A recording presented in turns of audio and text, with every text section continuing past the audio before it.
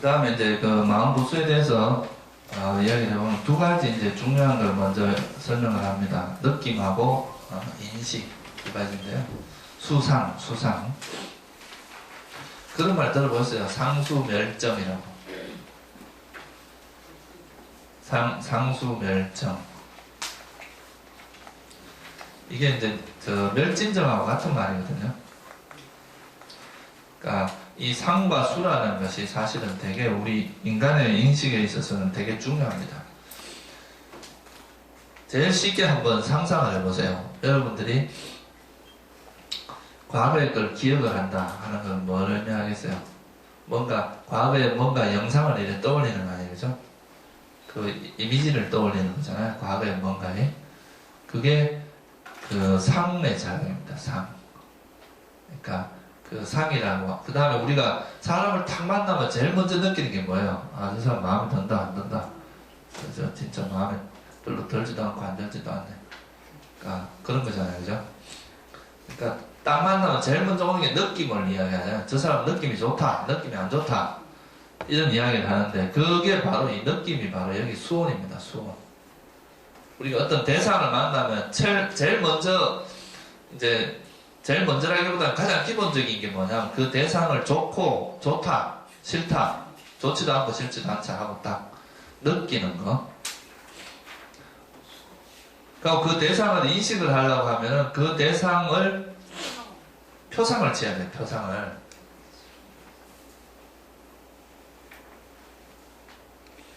표상을 지어야 되는데 그 표상작용을 뭐라고 하는 인식이라고 합니다. 여기 보면 인식 있잖아요. 그죠? 쉽게 말해서 이제 여러분들이 어떤 사람의 얼굴을 떠올리는 것, 그것도 일종의 표상작용입니다. 그러고 보세요. 여러분들 이걸 컵이라고 알고 있잖아요. 그러면 이걸 컵이라고 하는 것도 표상작용에 해당하는 거죠. 우선의 느낌부터 먼저 설명을 드릴게요. 그래서 이제 우리가 어떤 대상을 만날 때는 느낌이나 또는 그거에 대한 표상작용이 되게 중요합니다. 어떤 대상을 만나는 데 있어서. 이 두 가지는 가장 기본적인 어떤 인식이라고 보시면 돼요. 가장 기본적으로 대상을 만났을 때 일어나는 어떤 심리작용인데, 그 중에 느낌은 이제 세 가지로 나눌 수가 있어요. 행복한 거, 괴로운 거. 평온하다는 건 이제 행복도 아니고 괴롭지도 않은 거. 이걸 이야기합니다. 그래서 이 수원, 빨리어는 외단어라고. 이 수원의 특징은 느끼는 겁니다. 어떤 대상을 느끼는 것. 느끼는 것은 세 가지 형태로 나타나는데, 행복하냐, 괴로우냐, 행복하지도 않고 괴롭지도 않냐. 그 행복한 건 또 두 가지로 나눌 수가 있어요. 육체적인 거와 정신적인 거.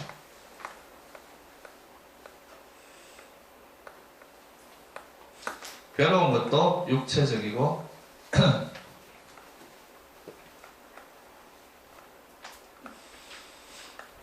정신적인 거. 이 두 가지로 나누어지는데, 보통 우리가 상식적으로 생각해서 행복한 느낌에는 뭐가 먼저 오겠어요? 행복한 느낌에는 주로 뭐가 일어나기 쉽겠어요? 예? 탐욕이 일어나기 쉽겠죠. 괴로운 거에는 성냄이 일어나기 쉽겠죠. 그죠? 평온한 느낌에는 어리석음이 일어나기 쉽습니다. 그래서 이 느낌에 따라서 이제 행복한 느낌에는, 그러니까 우리가 너무 집착해서 안 되고, 또 괴로운 느낌은 너무 또 싫어하는 마음을 내는 것도 좋지 않아요. 그래서 그렇게 안 되도록 항상 주의를 해야 됩니다. 그래서 이 느낌이라고 하는 것은 우리가 어떤 탐진치의 오염원이 일어날 수 있는 그 바탕이 됩니다. 가장 주된 원인이 됩니다. 그래서 우리 12연기에 보면 뭐예요? 수, 촉, 수, 애, 치, 유가 있잖아요. 예. 수 때문에 뭐가 일어나는데, 수를 조건으로 가래가 일어난다 그랬잖아요. 그 가래는 이 행복한 느낌과 평온한 느낌을 이야기합니다. 우리가 괴로운 느낌을 가래를 느끼지는 않거든요. 괴로운 건 싫어하는 마음이 일어납니다. 그래서 하여튼 이 느낌이라고 하는 것이 오염원이 일어나는 괴로운 느낌은 성냄을 일어나게 하기에 쉽고, 행복이나 평온한 느낌은 우리에게 가래가 일어나게 하기 쉬워요. 그래서 오염이 일어나기 하는 데 있어서 아주 주된 요인이 되는 것이 바로 느낌입니다. 그래서 윤회에 있어서 가장 그런 원인이 가래잖아요. 그죠? 그 가래의 또 가장 근본적인 원인이 느낌입니다. 그래서 이 느낌은 우리 인식 작용, 그러니까 심리 작용에 있어서 매우 중요하기 때문에 이렇게 따로 빼놓은 거예요. 딱 따로 독립시켜 놓은 겁니다. 그만큼 중요하기 때문에. 두 번째는 이제 이 표상작용인데요. 느낌은 아시겠죠, 그죠? 뭐 그냥 다 알고 있는 이야기입니다. 근데 거기서 좀 그 느낌이라고 하는 것에 대해서 여러분들이 잘 파악을 하시면 딱 어떤 대상을 보고 딱 어떤 느낌이 일어나느냐에 따라서 내가 어떤 그 다음에 일어나는 행위가 되게 많이 영향을 받기 때문에 그 느낌에 초점을 맞추면 아주 좋습니다. 그래서 그 다음에 이제 상호는 뭐냐 하면 이건 이제 산냐, 빨려오른 산냐라고 하는데 이게 우리나라 보통 이제 이 뭐하고 관계 있느냐 하면요, 상하고 관계 있습니다. 상. 뭐 아상, 인상, 중생상, 수자상 이런 상. 저 사람 상이 높다. 이 말은 아상이 나라고 하는 인식이 강하다 이 말입니다. 산냐라고 하죠. 빨려오르는. 자 보세요. 우리가 어린 시절부터 맨날 거울이나 이런 걸 치다 보면서 이제 이것이 나다. 계속 이제 똑같은 걸 계속 비슷한 변화를 보고 계속 나라고 우리가 인식을 해오면서 그게 한 번 할 때는 그냥 별것도 아닌데 계속 반복하다 보면 이게 어떻게 되겠어요? 확고해지겠죠, 그죠? 그러면서 이걸 내 몸 이렇게 생기고 이런 생각을 하는 것을 나다라고 생각을 해요. 그게 이 산자의 특징은 뭐냐면 과거에 인식한 대로 다시 인식하는 특징이 있습니다. 그러니까 예를 들어서 여러분들 이런 걸 보고 이걸 컵이라고 배웠어요. 그럼 다음에 만날 때도 요 비슷한 모양 보고 뭐라고 부릅니까? 컵. 그러잖아요, 그죠? 그게 산자의 작용입니다. 어떤 대상을 만나서 그 대상을 표식을 저렇게 생긴 거 뭐다라고 우리가 딱 인지를 하고 나면 그 다음에는 그 비슷한 것만 보면 그렇게 인지를 하는 거예요. 그래서 여기서는 소위 말해서 이 인식에서 왜곡이 많이 일어납니다. 이 인식이라는 건 두리뭉실하게 받아들이는 거기 때문에 하나 더 예를 들어볼게요.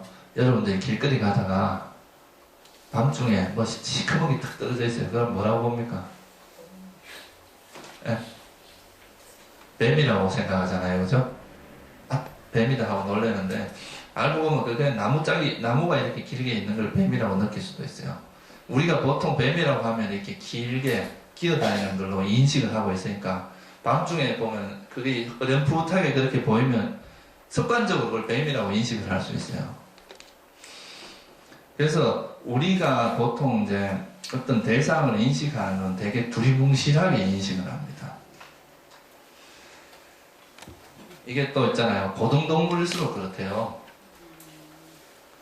우리가 대뇌도 연구를 해보면요. 이게 내가 대상을 인식할 때 되게 두리뭉실하게 인식한다는 거예요. 만약에 있는 그대로 딱 인식을 하면은 다음에 볼 때는 전혀 다른 사람이 되어버리는 거예요. 만약에 있는 그대로만 인식을 하면. 근데 우리는 우리 인간의 뇌는 특징으로 인식을 한대요. 그러니까 비슷하게 이렇게 돼서 저런 특성을 갖고 있는 건 나다. 그러니까 우리가 사람의 저 멀리서 뒷모습만 봐도 저 사람이 누군지 알잖아요. 얼굴을 안 봐도. 그런 거는 그 사람이 가지고 있는 나름대로의 어떤 특성을 통해서 우리가 그 사람을 누구다고 인식을 하기 때문에 그게 가능하다는 거죠. 그러니까 그거 비슷하게 이 상호도 어떤 대상을 인식할 때 그 대상을 나름대로 이 대상은 뭐라고 이렇게 나름대로 표시를 취한. 그러니까 사인을 만들어요. 그러고 나서 그 비슷한 사인이 오면 또 이건 뭐다라고 인식을 하는 거죠. 그래서 실제로 보세요. 이 컵하고 우리가 저기 있는 컵하고 모양이 다 다르잖아요. 근데 우리는 뭐라고 인식합니까? 다 컵이라고 인식하잖아요. 원래는 이거하고 저거하고 다른 모양인데, 그러니까 이거는 이제 그 비슷한 특징들을 모아서 이 비슷한 형태를 이루고 있는 것을 컵 이렇게 인식하는 거죠. 그게 이제 이런 산야의 작용입니다. 산야. 상의 작용이라는 거죠. 무슨 말인지 이해가세요? 그래서 이 상은요, 우리에게 왜곡을 많이 일으킵니다. 영원하지 않은 것을 영원하다고 인식하는 거예요. 순간적으로 이걸 딱 인식할 때는 두리뭉실한 인식하면서 표상을 취하면서 이것이 분명히 변하는 것인데 표상을 취할 때는 그냥 컵이라고 고정된 것으로 생각해서 영원하다고 생각할 수 있습니다. 또 실체가 있다고 생각할 수도 있고. 그래서 이제 이런 왜곡이 일어나는 곳이 바로 이 산야, 이 인식에서 왜곡이 굉장히 많이 일어납니다. 그래서 우리가 산야 윗발라싸 이렇게 하면 이거의 왜곡, 나라고 하는 것이 없는데 나라고 있다고 생각하는 게 아상입니다. 그러니까 나라고 하는 산야, 그죠? 나가 있다고 생각하는 거. 실제로는 오온의 결합이고 그 자체는 변하는 것인데 에도 불구하고 나가 있다고 생각하는 게 바로 이 산야의 작용이다. 그래서 이 산야에서는 4가지 전도가 있어요. 사전도라고 하죠. 뭐겠어요? 무상한 것을 영원하다고 생각하는 것, 그 다음에 괴로움인 것을 행복이라고 생각하는 전도, 인식하는 전도, 아가 없는데 아가 있다고 생각하는 전도, 그죠? 그 다음에 부정한 것을 깨끗하다고 생각하는 전도.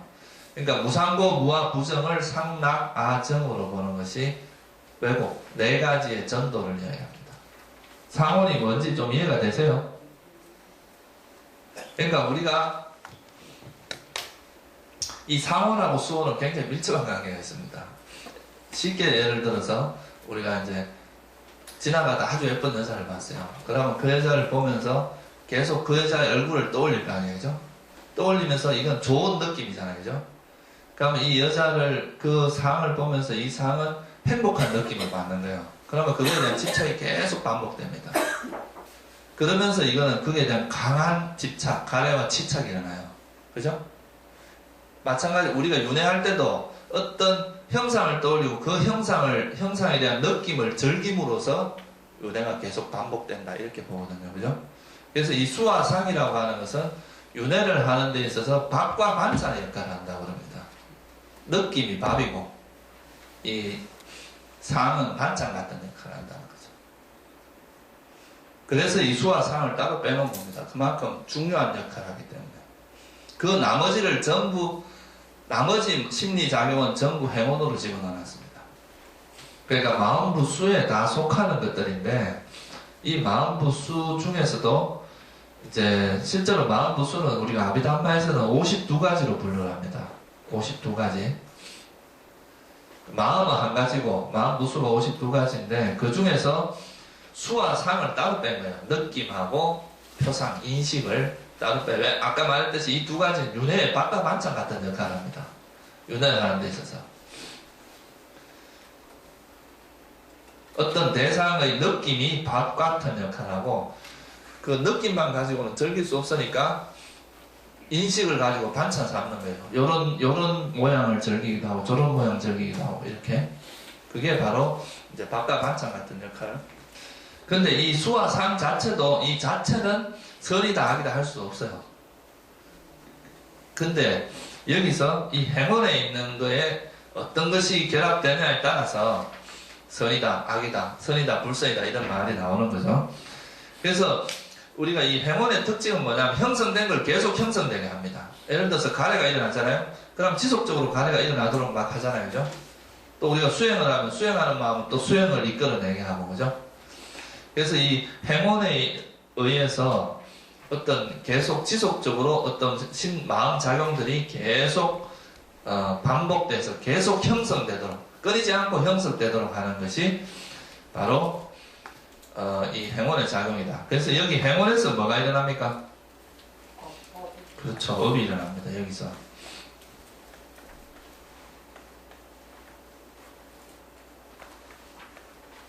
업은 오직 행원에서만 일어납니다. 행운이 있기 때문에 업이 일어나는 거죠. 아까 말했듯이 시골은 뭐라 그랬어요? 너무 깨끗합니다. 수수하고 깨끗한 거라. 여기에는 때가 묻어 있는 것이 아닙니다. 수와 상도 그냥 중립적이에요. 그런데 이 행운에서 어떤 모습을 띠냐에 따라서 이것이 불선한 마음이 되기도 하고 선한 마음이 되기도 하고 그렇게 된다는 거죠. 그래서 이 행운에서 모든 업이 일어나고, 이 행운의 중심이 되는 게 뭐냐 하면 뭐예요? 의도. 의도라고 하는 제따나 의도입니다. 의도. 그러니까 여러분들이 선한 의도로 뭘 하느냐, 불선한 의도로 뭘 하느냐에 따라서 바뀐다는 거죠. 선한 의도로 하게 되면 뭐가 나타나겠어요?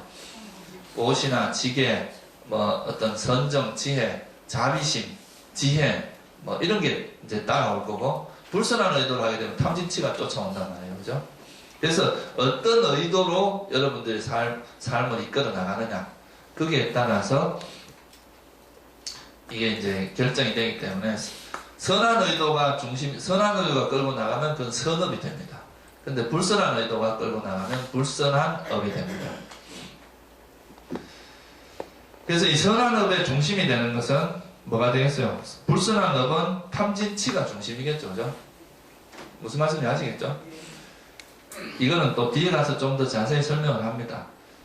지금 행운에 관한 것은 다 설명을 드리기가 한계가 있기 때문에,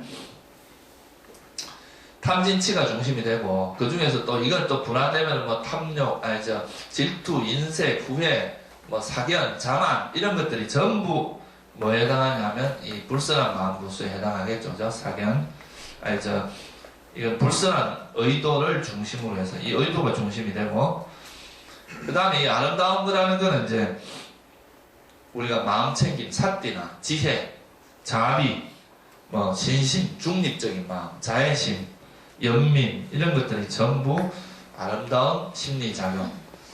이런 것들은 지금 불선한 마음이 결합되면, 이 행운에 이런 심리작용이 들어가면 불선행이 됩니다.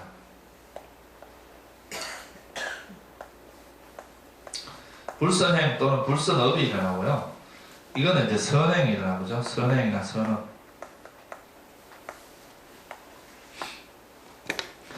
그래서 여러분들 마음속에 어떤 의도로 어떤 마음을 일으키냐에 따라서 선업이 되기도 하고 불선업이 된다. 행운에 의해서 주도가 된다는 거죠. 이거는 업은. 수상, 이거는 그냥 중립입니다. 그리고 식은 뭐 어떤 말 그대로 깨끗한 거예요. 그 자체가 문제가 되지 않아요. 근데 이제 이 행운에 있는 심리작용이 어떤 것이 결합되냐에 따라서 삶이 변화가 일어난다.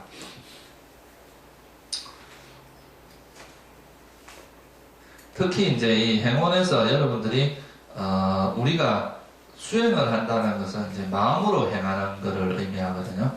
말로서, 입으로서 하는 게 아니고 몸과 마음으로 행하는 것이 이제 수행이라고 할 수 있는데, 그 중에서도 우리가 이제 실제로 이제 어떤 수행을 몸으로 행하고 이런 실제로 그런 행위를 하는 거하고 생각만 하는 거는 좀 많이 틀려요. 직접 자기가 그렇게 해봄으로써 우리가 얻어지는 것이 굉장히 많습니다. 우리가 말로는 막 뭐 자기가 이제 뭐 다 도인인 것처럼 이야기하지만, 실제 그 사람이 하는 행동을 보면 맨날 옆에서 보면 자기만 잘난 체하고 이런 게 보인다 그러면 그건 제대로 수행을 하는 거라 할 수 없겠죠. 그렇죠? 실제로 이제 자기가 마음 상태가 그렇게 바뀌어야 돼요. 자기를 낮출 줄 알고 항상 하심하고 또 봉사하고 이게 남에게 자비를 베풀고 이런 것들이 실제 삶 속에서 그렇게 이렇게 행해지는 거죠. 보면은 사람 중에서도 그런 사람이 있어요. 진짜 누가 옆에서 보든 안 보든 묵묵히 자기 할 일을 하는 사람이 있어요.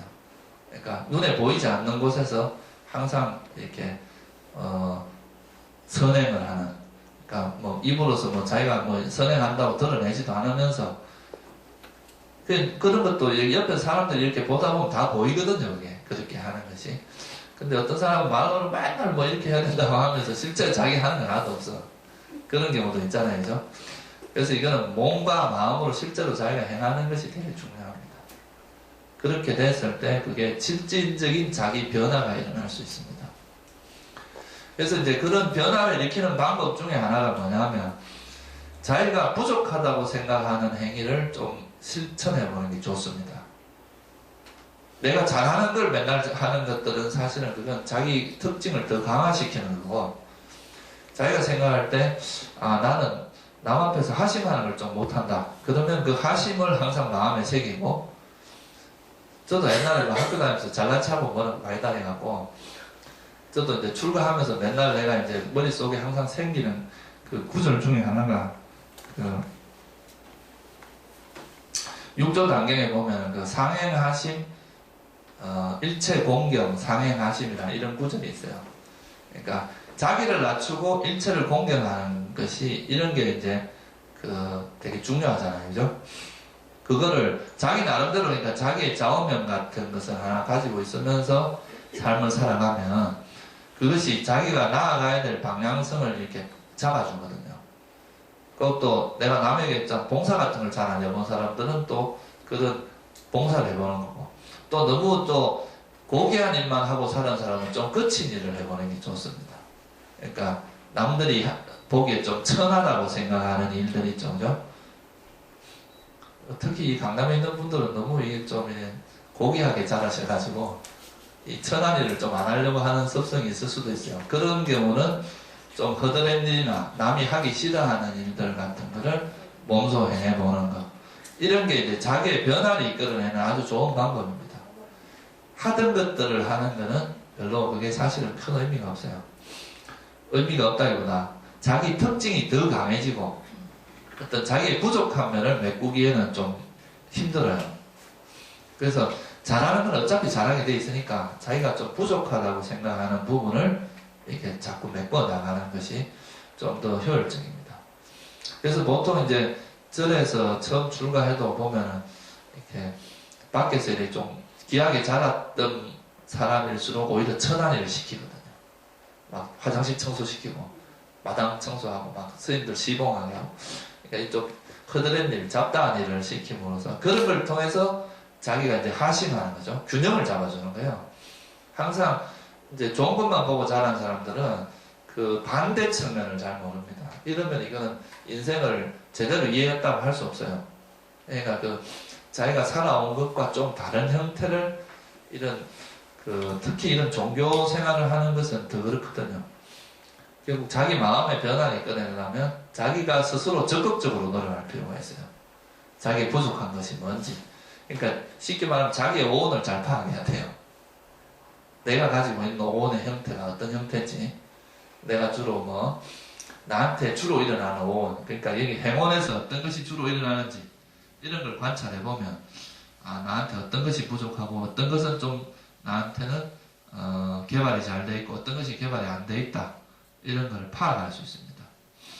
그거를 우리 수행 과정에서 자꾸 바꿔나가려고 노력을 하면 그런 게 이제 실질적인 변화가 일어납니다. 그냥 무조건 앉아갖고 막 공부만 한다고 해서 제가 이렇게 관찰해 보니까 그것만 가지고 사람의 변화가 일어나지 않아. 대체로 그런 경우는 자기의 특성이 더 강해지는 경우를 더 많이 봤어요. 자기의 기질이 더 강해지고, 그게 이제 좋은 쪽으로 작용하면 괜찮은데, 그러다 보면 그 마음의 힘이 강해지면서 또 자기가 가지고 있는 특징이 더 강해지면서 그게 오히려 부작용을 불러일으키는 경우가 많습니다. 그래서 항상 자기의 그 넘치는 부분은 좀 덜어내주고 부족한 부분은 채워주는 것이 어떻게 보면 수행에서 되게 중요하다고 할 수 있어요. 그러니까 여러분들이 이제 또 이런 수행을 하면서 난 뭐 수행하러 왔지 내가 뭐 다른 걸 아무것도 안 한다 이렇게 생각하지 말고, 또 이래 봉사도 좀 하고 가끔 가다 남들이 오기 전에 먼저 와서 여기 청소라도 한번 한다거나 그런 거 있죠. 아주 사소한 것 같지만 이제 그런 봉사하는 마음을 기르는 거, 그런 것도 그 자체가 자기의 아주 자기가 가지고 있는 여러 가지를 버리게 해줍니다. 그래서 실제로 그런 것들도 여러분들 삶 속에서 자꾸 실천을 해보는 것이 되게 중요합니다. 그래서 한 달에 한 번은 꼭 봉사를 하세요. 한 달에 한 번은 그렇게 긴 시간이 아니잖아요, 그죠? 한 달에 하루 정도는 우선은 선언에서부터 봉사를 좀 하십시오. 요즘 보니까 그 하시는 분들 물론 다 열심히 하시지만 또 이렇게 한두 사람만 계속 이렇게 하는 것보다 여기 있는 분들이 서로 조금만 마음을 내면 한 달에 한 번만 봉사를 하면은 이게 다 이렇게 자연스럽게 잘 돌아갈 수 있거든요. 그러니까 여러분들도 조금 마음을 내셔가지고 같이 좀 도와가면서 서로 배려하는 이런 마음을 좀 길러가는 것도 좋을 것 같습니다. 그래서 이제 이 행운에서 모든 그런 이제 그 문제들이 발생하고 여기서 선업이 일어날 수도 있고 불선한 업이 일어날 수도 있다. 그런데 그 중심에 있는 게 뭐냐 하면 바로 이 의도라는 겁니다. 의도. 그래서 부처님께서는 무엇이 업이냐? 선한 마음이나 불선한 마음의 의도가 바로 업이다. 이렇게 경전에서 수도 없이 이야기합니다. 다시 말하면 이건 뭐냐면 선한 의도가 바로 선업이고 불선한 의도가 불선업이다. 무슨 말씀인지 아시겠죠? 이 의도가 중심이 돼서 내가 불선한 의도를 가지면 이제 소위 말해 끼리끼리 모이는 거예요. 불선한 의도를 가지면 이제 내가 나쁜 마음을 가지면 나쁜 친구들이 막 모이듯고 선한 마음을 가지면 선한 친구들이 모이듯이 불선한 의도로서 일을 하면은 여기에 달라붙는 건 탐진치, 뭐 질투, 인세, 부회 이런 것들이 달라붙는다는 거죠. 근데 선한 마음, 선한 의도로 가지고 하면 뭐가 달라붙어요?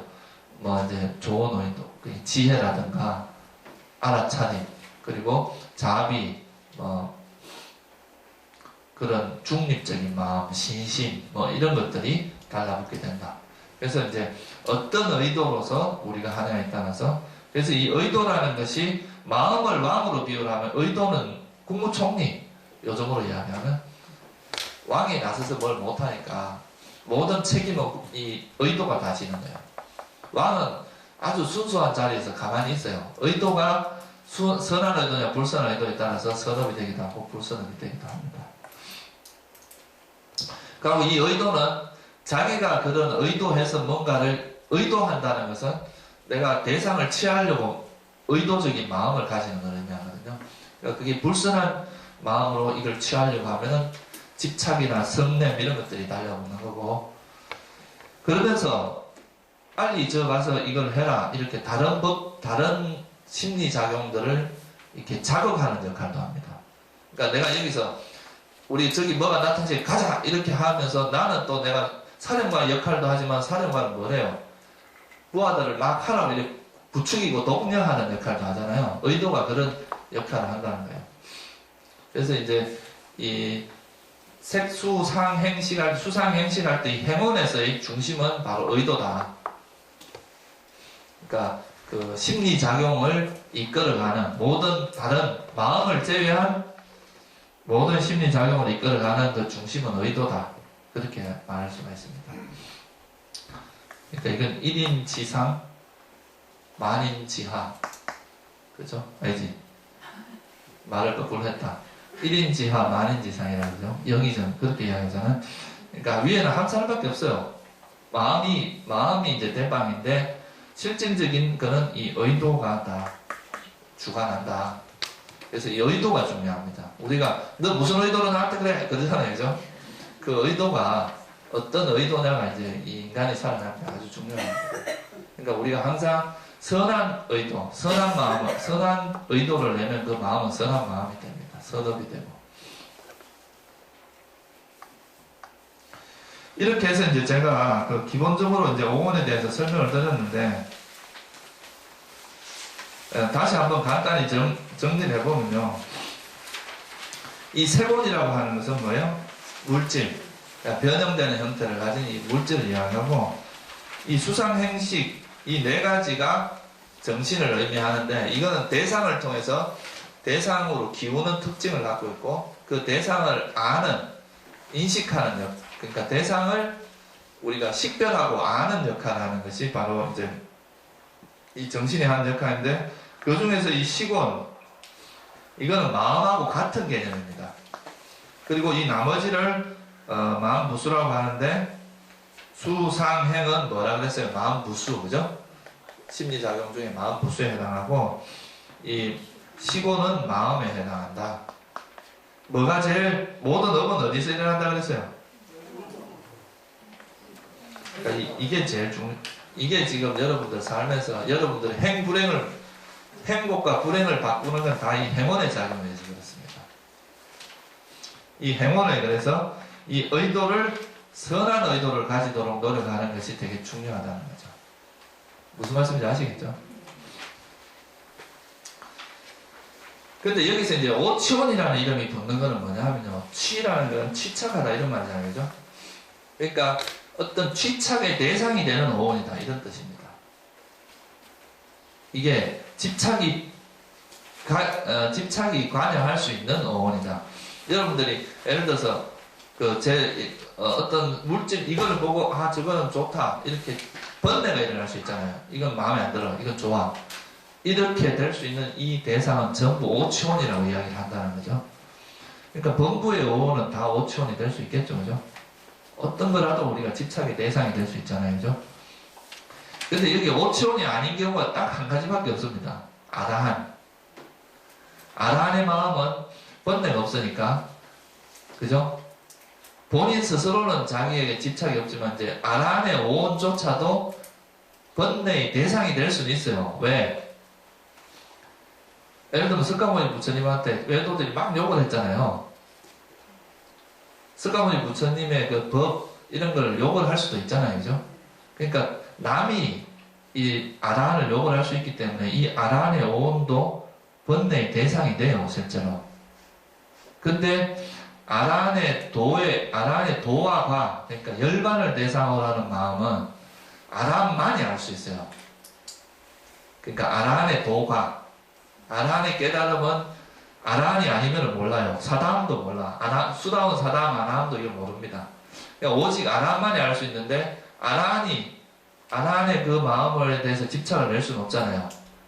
그렇죠? 그러니까 유일하게 그러니까 오치원의 범주에 들어가지 않는 것은 아라한이 열반을 대상으로 마음을 일으켰을 때 그때밖에 없어요. 그래서 이거는 뭐 좀 어떻게 보면 일반인의 범주를 넘어선 상태이기 때문에 일반적으로는 우리가 일반적인 존재들은 전부 오치원이라고 이야기할 수 있습니다. 무슨 말씀인지 아시겠죠? 그래서 우리가 고성제를 이야기할 때 이 세상에 있는 건 전부 오치원이에요. 그러니까 아라한의 뭐 특별한 경우를 제외하고 다 오치원의 범주에 들어가니까 그냥 오치원이 바로 고다 이렇게 설명을 한 거죠. 그러니까 우리가 살고 있는 세상에 있는 모든 것들은 다 오온의 결합이라는 오온. 오온의 범주를 벗어나는 게 없다는 거죠. 무슨 뜻인지 아시겠죠? 그죠? 그래서 근데 왜 이걸 고라 그랬느냐? 그거는 이제 지금 나옵니다. 그래서 오온이라는 것이 이렇게 있는데,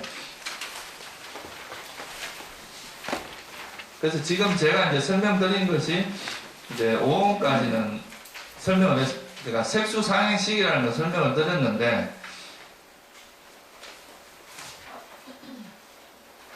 근데 이제 여기서 성자들은 어떻게 하냐면 이 과거, 현재, 미래 오온에 의해서 과거의 오온에 의해서 삼켜졌고 현재 오온에 의해서 삼켜지고 있고 미래 오온에 의해서 삼켜질 것이다. 삼켜진단 말은 무슨 말이겠어요? 쉽게 말하면 끄달린다고 보면 됩니다. 우리가 번뇌에 물들어가고 이런 걸 이야기하는 거예요. 그 번뇌에 물들어서 그로 인해서 고통받는 거, 그런 것을 삼켜진다고 그냥 표현을 한 겁니다.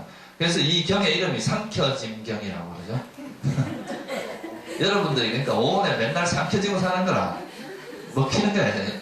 먹고 먹히는 관계에서 맨날 먹힌단 말이에요. 여러분들이 번뇌한테. 번뇌에게 먹히고 살아간다 이거죠. 그래서 이 오온에 의해서 삼켜지는 이런 것들을 막기 위해서는 어떻게 해야 되냐? 과거에 무관심해야 돼. 여러분들 과거에 엄청 끄달리죠? 저놈의 인간 때문에 내가 이 생을 이렇게 고통받고 산다고 그러고, 그죠? 그때 난 사기친 놈이라고 막 평생 가슴에 안고 살고, 과거에 무관심해지고, 현재 미래를 즐기자. 내가 미래에 돈을 벌면 이렇게 못할 거다. 이런 미래에 일어나지도 않은 일을 즐기는 거, 이런 걸 멈추고, 그러니까 과거와 현재를 자꾸 돌아다니지 말고, 현재를 혐오한다. 이거는 뭐냐면, 현재를 혐오한다는 것은 현재 우리에게 일어나는 것들에 대해서 집착하지 않는다는 걸 의미합니다. 그러니까 이거를 즐기거나 좋아하지 않고 역겨워하고 이것을 불만족스럽게 생각하고 여기로부터 그러니까 가까이 하지 않는 거죠. 가까이 하지 않는 거. 이 혐오라는 말은 역겨워한다는 뜻입니다. 그러니까 우리가 어떤 사람이 있어요. 어떤 사람이 있는데 저 사람이 보니까 아주 나쁜 사람이라 저 사람 보니까 여기서 역겨워한다는 것은 지혜를 의미합니다. 저거 싫어 이게 아니라 저건 정말 역겨운 성질을 가진 것이다. 내가 역겨운 것에 가까이 가서는 안 되겠다. 이렇게 바라보는 지혜를 의미합니다. 썩내면 지혜가 아니잖아요. 그죠? 그러니까 우리가 어떤 걸 바라볼 때 성을 내는 걸 의미하는 건 아니에요. 그래서 이제 이렇게 하면 오온에 대해서 탐욕이 빗발하게 되고 그러니까 우리가 탐욕이 남아있는 한 업이 일어나고 업이 있으면 계속 또 새로운 오온이 형성됩니다. 그래서 이 탐욕을 버림으로써 더 이상 오온이 형성돼 다시 말 윤회가 일어나지 않도록 하기 위해서 도를 닦는단 말이에요. 성자들은. 무슨 말씀인지 아시겠죠? 그래서 이제 여기서 그렇게 돼 있고 그 다음에 어떻게 관찰을 해야 되느냐 이렇게 이제 관찰을 하라고 가르칩니다. 부처님께서. 그러니까 이제 이렇게 삼켜지는데 물질에 의해서도 삼켜지고 느낌, 색수, 사행식에서 삼켜지는데 이걸 삼켜지지 않으려면 어떻게 해야 되냐 이렇게 과거에 대해서 무관심하고 미래를 즐기지 않고 현재를 혐오하게 봐야 되는데 현재를 혐오하게 보려면 어떤 인식이 필요하냐 하면 그게 바로 지금 여기서 이야기하는 이 무상고 무아로 보는 걸 이야기합니다. 그래서 경전에 어떻게 되어 있는지 제가 한번 읽어드리겠습니다. 비구들이요 이를 어떻게 생각하는가? 물질은 항상한가 무상한가? 어떻게 생각하세요? 항상합니까? 무상합니까? 부처님 제자들도 무상합니다. 세손이시여 이렇게 이야기했네요.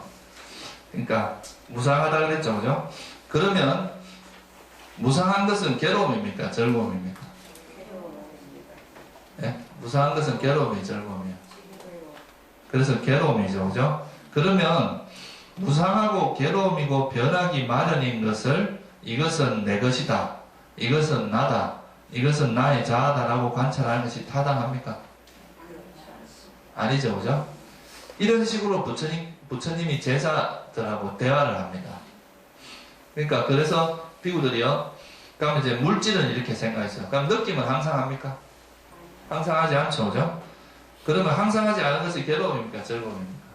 괴로움입니다. 그러면 항상 무상하고 괴롭고 변하기 마련인 것이 이것이 내 것이다, 이것이 내다, 이것이 나의 자아다라고 할 수 없겠죠, 그죠? 이런 식으로 각 색수 상행식을 우리가 관찰을 합니다. 그러면 어떤 것이든 간에 어떤 물질이든 느낌이든 인식이든 그 다음에 그 심리작용이든 그 다음에 마음 식이든 그것이 어떤 것이든 색수상행식이 어떤 것이든 간에 과거의 것이든 미래의 것이든 현재의 것이든 안이든 밖이든 미세하거나 저열하거나 거칠거나 미세하거나 저열하거나 수성하거나 멀리 있거나 가까이 있거나 이것은 내 것이 아니요 내가 아니요 나의 자아가 아니다 라고 보면 된다는 거죠.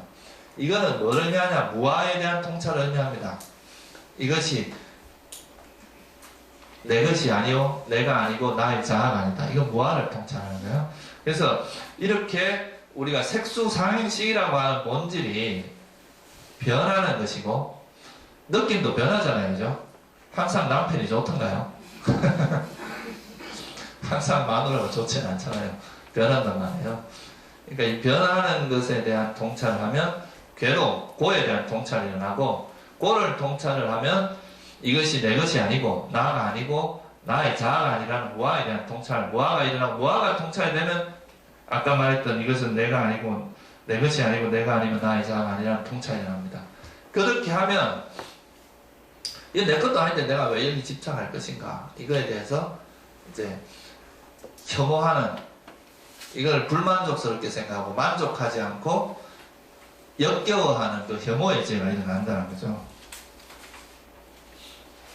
그래서 그 혐오의 지혜를 통해서 이제 뭐가 일어나냐면 나중에 우리가 이렇게 바라보게 되면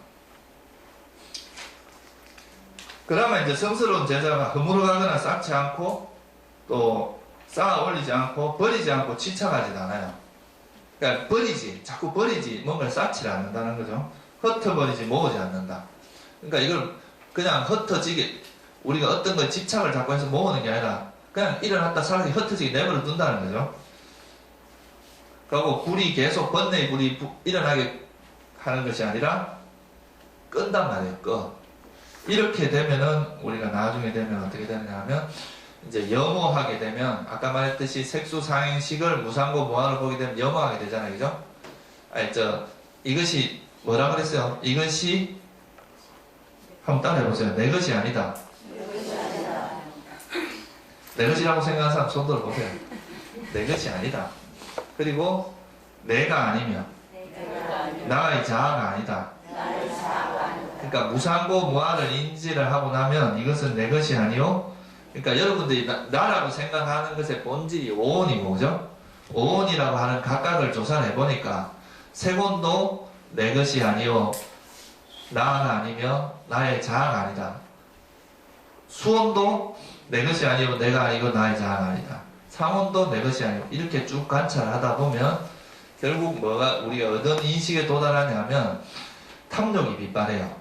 그죠? 탐욕이 빗발한다면 집착이 없어진다 이 말이에요. 이것을 혐오스럽게 생각하는데 혐오라고 바라보는데 어떻게 이 집착을 하겠어요? 그죠? 탐욕이 버려지고 탐욕이 빗발하기 때문에 해탈하고 해탈하면 해탈했다는 지혜가 생긴다. 그러면 마지막에 이제 여러분들이 뭐라고 외칠 수 있느냐? 태어나면 다 했다. 청정범해멍 성취되었다. 할 일을 다해 마쳤다. 다시는 어떤 존재로도 돌아오지 않을 것이다 라고 꿰뚫어한다. 이게 이제 아란이 돼서 완전한 열반을 얻었다는 뜻입니다. 무슨 말씀인지 아시겠죠? 그래서 사실 우리가 이 수행을 하는 데 있어서 이제 첫째는 오온이라는 것에 오온을 알아야 되고요. 그 다음에 이 오온에 집착하는 것의 위험함을 알아야 됩니다. 위험하다 이거예요. 이걸 오온의 집착을 통해서 우리가 끊임없는 윤회가 일어나기 때문에 그 다음에 이제 이 집착을 버리고 어떻게 벗어나는가 그 벗어나는 방법의 가장 핵심이 뭐였어요? 오온이 무상한 것인가? 영원한 것인가? 영원합니까? 영원하지 않다.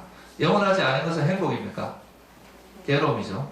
괴로움인 것이 내 것이고 내가 있으면 나의 자아라고 말할 수 없잖아요. 그죠? 이게 바로 이제 무상고 무아에 대한 통찰을 통해서 염호의 지혜가 일어나고 그 염호의 지혜가 일어나서 이제 탐욕이 빗발하고 결국은 해야 할 일을 다 마친 아란이 될 수 있다. 이렇게 이제 설명을 하는 거죠.